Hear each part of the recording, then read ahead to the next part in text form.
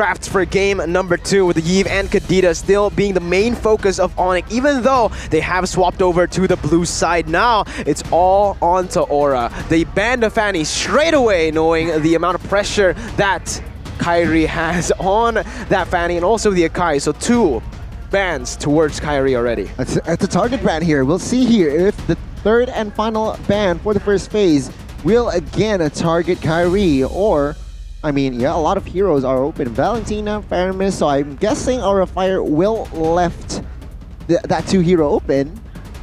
But I think Franco can be the approach here.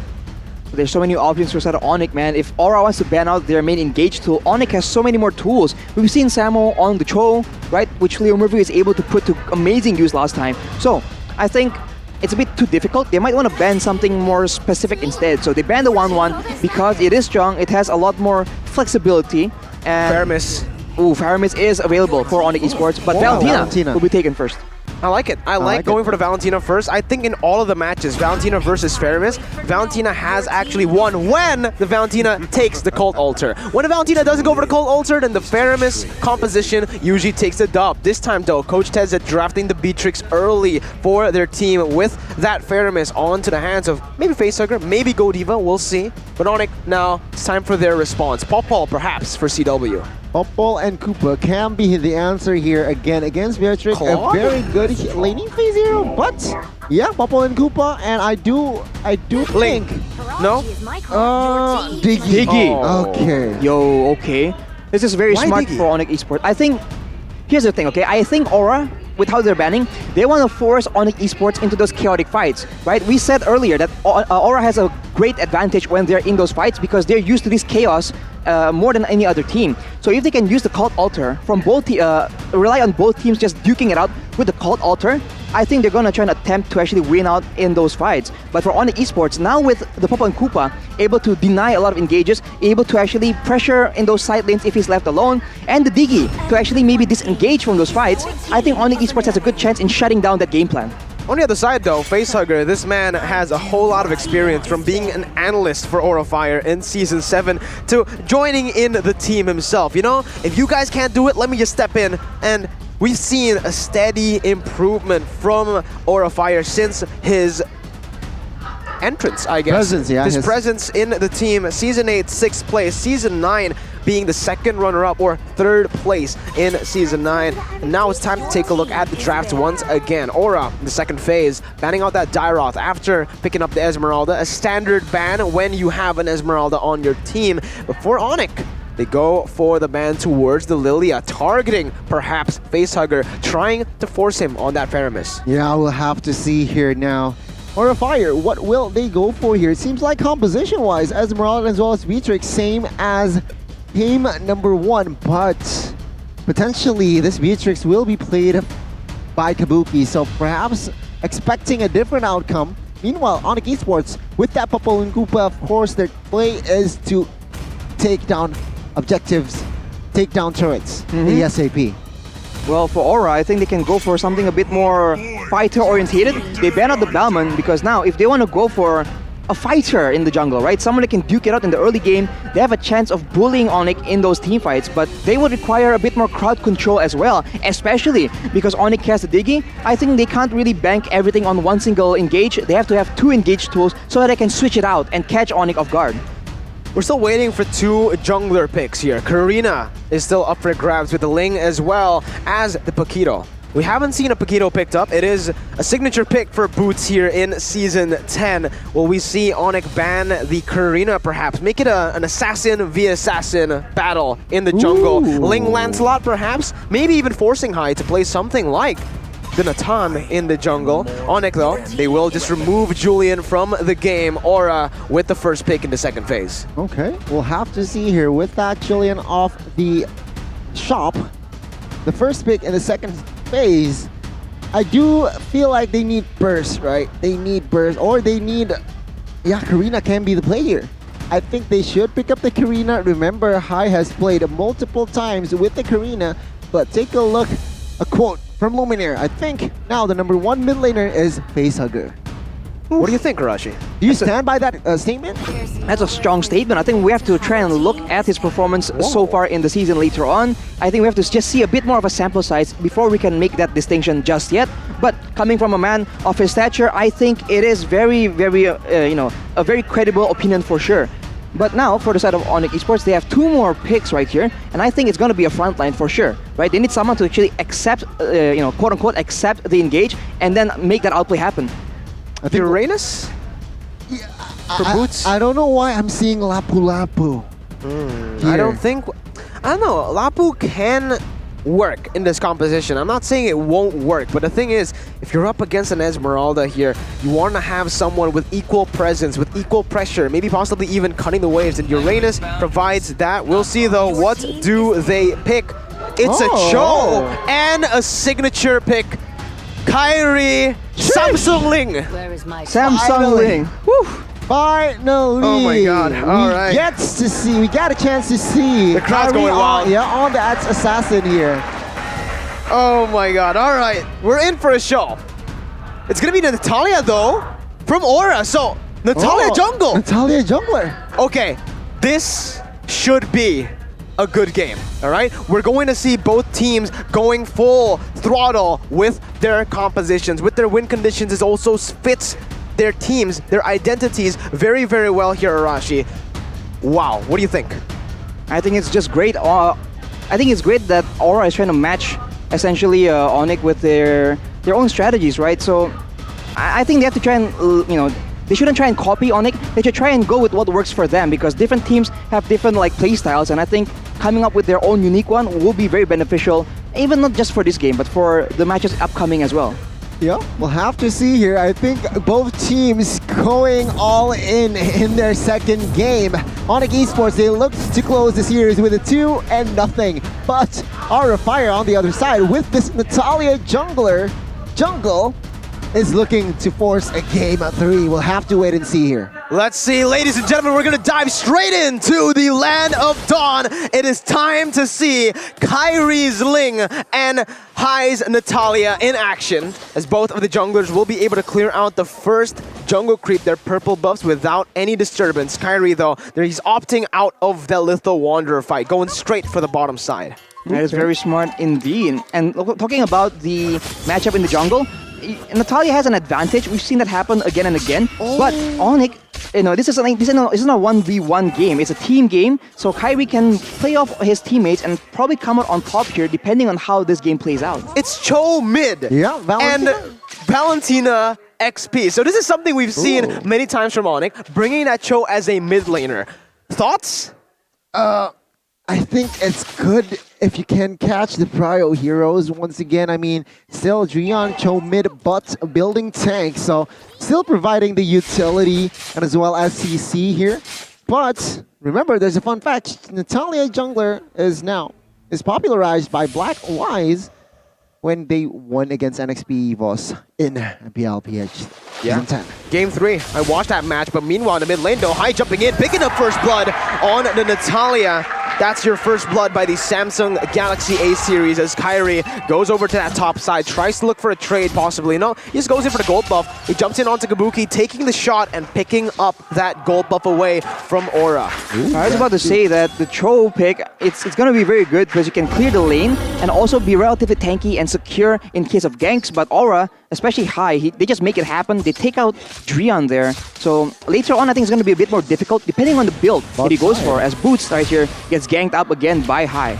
Yeah, seems like it is going to be a 2v1, but Boots top side.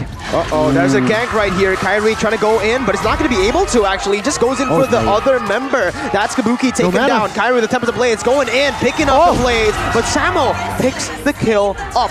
Meanwhile, down below, Turtle taken down. Objective traded for an objective of a turret from Onic Esports, and they lead. They take that gold lead back into their own pockets. I mean, they got 2 kills as well, so that trade was just heavily favoring Onic Esports. Remember, Hai full turret gold. Full turret gold as well, so a lot of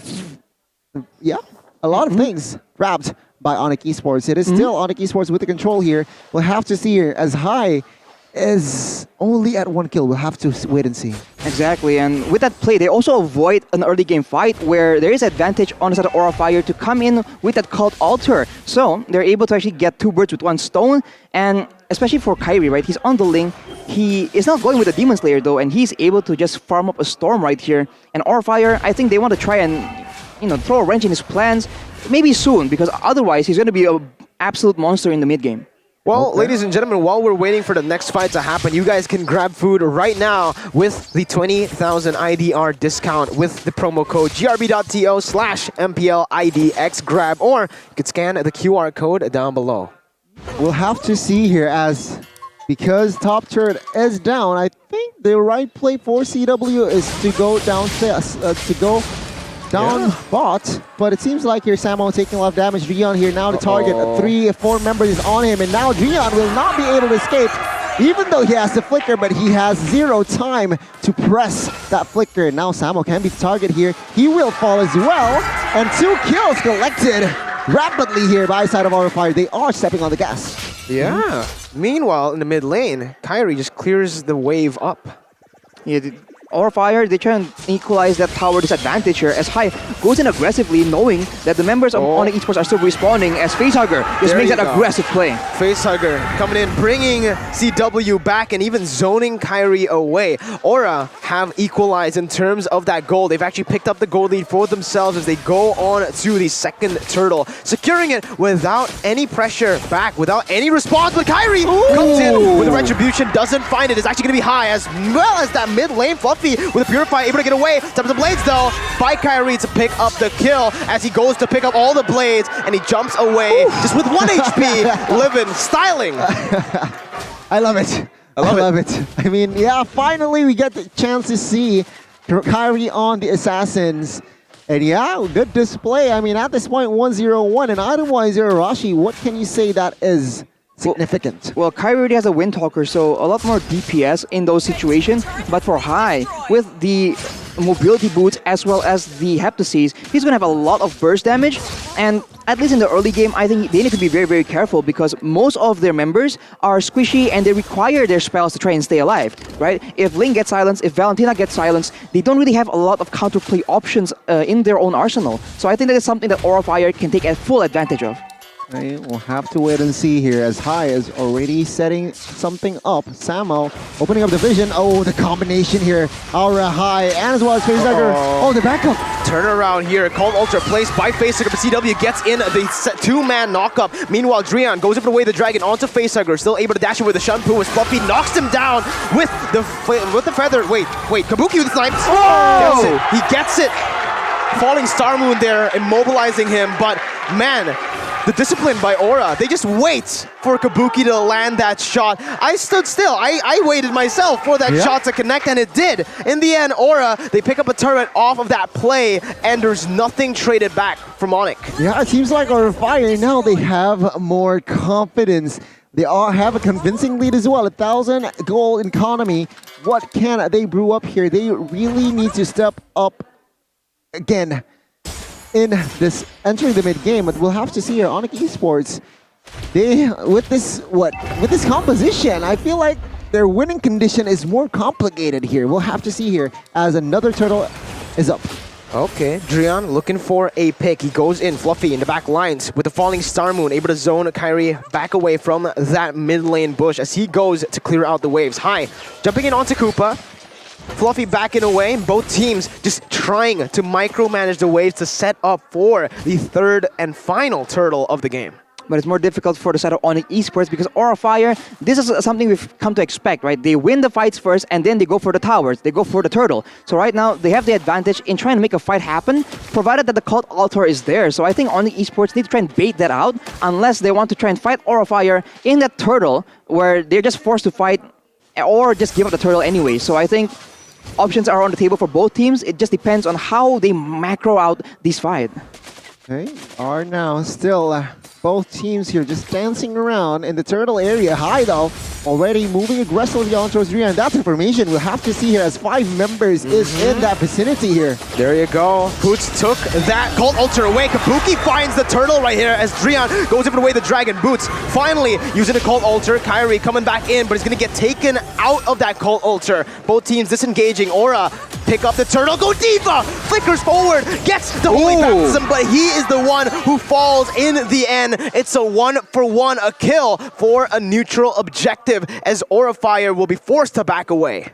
A little too aggressive there by Godiva. He flickered Holy Baptism, but remember, you have Diggy on your opponent. Of course, that stolen there by Esmeralda. Well timed as well, but yeah, you have the ult from the side of Diggy, which just eliminates every CC. So yeah, that was a misplay perhaps. That was a great time journey by Samo HT on the Diggy, man. I think Godiva was trying to catch both of them off guard, and if it worked out, that would have been 2 pickoffs for the side of Aura Fire, because the spells were already used in that previous engagement. But with the time journey, they were able to turn things around, and so Onic Esports, they're definitely still in the game right now. But as you can see, when they fight 5v5 with the Cult Altar, Aura Fire's composition just does a lot more for them. Yeah, and this is most probably the reason Aura Fire went for the Natalia. Hai is most probably just going to jump on the Diggy before he gets the time journey out, silencing him for Aura Fire to burst them down. The thing is though, Diggy won't be bursted down. Yeah. Because of the Cult Altar, then Boots can keep on just taken away from Aura Fire. It's going to be very, very tough to actually just one-shot Samo. I'm really curious to see his build, Arashi. Do you know what he's building here? Not just yet, but I assume it's a bit more tanky, because obviously Onic Esports, they do not have a lot of physical defense, a lot of like frontline to deal with Aura Fire. And as you mentioned, it's just so good from Onic Esports to make sure that they have 2 win conditions, right? They can rely on the Cult Altar to stall, or they can rely on the time journey to try and deny the engage. Either way, Aura Fire, they have to try and do 2 engages instead of 1. Let's see though, again, Agani in the mid stage of the game. Drian is actually trying to open up the map there. That's going to be Godiva stunned up by the Bidem Koopa, brought back by the reverse time as Hai jumps in, gets CW with the help of Godiva. Cult Altar place. That's Kabuki taken out of the Cult Altar. He's still able to dash away right now, but look at the flicker. Gets out of the Tempest of Blaze. Falling Star Moon on to 2 members. Drian and Boots forced to back away, and Aura Fire, they pick up a 1-for-0. Wow, that is a very good deal there. If you're an Aura fan, he gets CW and now 0 casualties. The Lord is up here. Will they commit to the Lord? And yeah, again, a fight is still brewing. Drian is low here. Oh, he gets taken down. Kabuki with the snipes, going for Samo next. Fluffy picks the kill up. Boots trying to defend the turret, but Kabuki with the Wesker just picks it up. They go for the enemy purple buff as well. Onic though, running away. Boots flickering out of the Holy Baptism. Ling is still down below. Look at what Kyrie's been able to do down below, taking 2 of the turrets down. He doesn't care. He doesn't care, right? I mean, he gets the turret downstairs. And yeah, Aura Fire, they need to react, sure. In that trade, still heavily favoring Aura Fire. They get established. They establish at 2,000 gold as well. But yeah, Lord is yet to be touched, Arashi. Not for now. And for Kyrie, he was 2 levels ahead of Hai. He is 1 level ahead now. So his split push, his farming rotations have been very, very good. And with the split push, there's a chance that they can just avoid all the team fights that Aura Fire wants altogether. But of course, if you look at the item builds right here, Hai has a very respectable amount of farm as well. And we have seen that Natalia can essentially 1v1 the Ling given the right circumstances. So understanding that though, Kyrie is building a bit more physical defense just in case it comes down to that. Look at the items though here, Arashi. The Diggy is going tank, so is the Cho. Meanwhile, down below, Hai jumped onto Kyrie, taking a lot of HP away from him, taking the turret as well in that bottom side. So now it is equal in the bottom lane. Tier 2 for Tier 2. Kyrie, no purple buff. This is going to be a problem, Gani. This is going to be a problem, and we'll see here how Aura Fire can somehow exploit that fact. But yeah, I do agree with you, Arashi, there. Back then, a very good item built by Ling. By Kyrie. He opted for a Dreadnought armor to respect the physical potential damage outcome. But now, seems like Aura Fire They are looking for an engage here. They're looking for the right engage. It seems like invading the purple buff is going to be the answer. Oh, yeah, High Dishes is out, and that's exactly what they were looking for. They don't put Facehugger in a position where Boots can take that Cult Altar. They jump straight onto Samo, take him down, and because of that, they have pressure back. Bygedam Koopa onto Fluffy. Drian with the Ji Kundo, bringing it back though. What the heck is that damage? That's a tank! And he got bursted, melted down. Kyrie needs to look for a miraculous steal as High dishes the damage out onto the Lord. They don't need the retribution. That's the Lord slain by Kabuki, presented to you by the Samsung Galaxy A series. Meanwhile, down below, Holy Baptism unable to connect onto anyone. Samo back up, respawned. Onic Esports on the back foot, 6,000 gold deficit. 6,000 gold lead here. Yeah, and now RFI with this Lord push, they can slowly but surely give more pressure for the side of Onic Esports. Add that build, that economy more. Take a look at the damage dealt by X. It is actually still the Dicky dealing a lot of damage, more damage than High as well as Boots. That is that perfectly balanced Diggy damage. And right below him is High though, and after that it's Boots. So the members we've talked about, we want to highlight the gold laners and the mid laners are actually not on top in this game, and they're just off the bank of just so much macro plays, right? These fights are never just straightforward fights. It's always contests in the objectives. It's always a battle of setups, and I think Aura is getting the better of Onic right now. Yeah, Enhanced Lord up top, taking a whole lot of HP from the turret with Kabuki as well. They're going to be able to take the base turret down. Aura Fire now leading once again, trying to utilize the Lord even more, pushing in mid and bottom, but they decide to back off. It's going to be the render shot though. He changed it. He goes in for Samo, almost taking him down. Does Kabuki have a Blade of Heptases? I believe he does. I think I spotted one on his inventory earlier. And he's been absolutely deadly, man. We haven't seen as many big team fight ultimates like the Nibiru's Passion from Kabuki, but that is not because he hasn't been able to make those plays. It's because on the esports, they're staying away from those clumped up situations. So if it comes down to that, if they are forced to do so later on, especially in their base, I think that is where Kabuki can make the insane plays happen. And for now, he's just happy to take pot shots at the members of Onic Esports. Yeah, I mean, Kyrie there with that Windtalker, Berserker Fury, and as well as Malefic Roar is still looking to turn this game around. But looking at the player's gold by UBS, it is still Kabuki leading. Okay, an open engage by the side of Aura Fire, but it seems like Onic Esports can deflect this one. Uh-oh, Kabuki just does so much, poking Onic down again and again with the render shots, and it's literally choking Onic, right? Onic are suffocating inside of that base. They don't have the pressure. Maybe, yeah, they don't even have the poke to respond. And now we're going to take a look at the item. So Kabuki doesn't have a Blade of the Heptases, and he's still doing that much damage, Arashi.